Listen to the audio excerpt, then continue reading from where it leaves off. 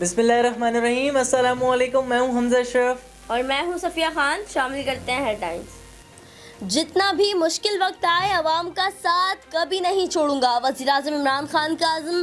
ذرائع کے مطابق وزیر اعظم نے کابینہ اجلاس میں کہا 24 سالہ جد و جہد ابھی ختم نہیں ہوئی، عام آدمی کی زندگی بہتر بنانا جد و جہد کا اصل مقصد ہے، کمزور طبقے کے لیے سوچنا اصل ایمان ہے، مدینہ کی فلاحی ریاست کے تصور کو عملی شکل دینا چاہتے ہیں۔ بجٹ نے بتایا کچھ، بنایا کچھ، دکھایا کچھ اور۔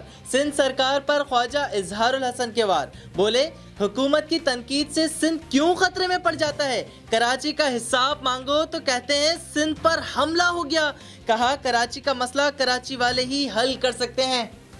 کریز پر جم گیا کپتان، آگے بڑھے گا پاکستان۔ اسد عمر کا اعلان، بولے عمران خان سولو پلیئر نہیں لیکن سب کو ساتھ لے کر چلنے کے لیے این آر او نہیں دیں گے۔ وزیر خزانہ عبدالحفیظ شیخ کا معاشی محاذ پر تاریخی کامیابی کا تذکرہ۔ ملکی سیاست کا بدل دیا دھارا، رائٹ یا رانگ کی سیاست کا نعرہ، ڈوبتی معیشت کو دیا سہارا۔ وفاقی وزراء نے 2 سالہ رپورٹ کارڈ کے ساتھ عوام کے سامنے حاضری دی۔ وزیر اطلاعات شبلی فراز نے کامیابیاں گنوا دیں، کہا وزیر اطلاعات 5th جنریشن وار کا بھرپور مقابلہ کریں گے۔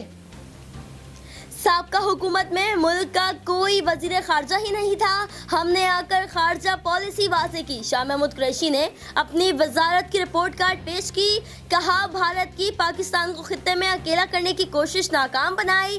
پاکستان کے بعد چین نے بھی بھارت پر سوالات اٹھائے۔ افغان امن عمل میں مثبت کردار پاکستان کی کامیابی ہے۔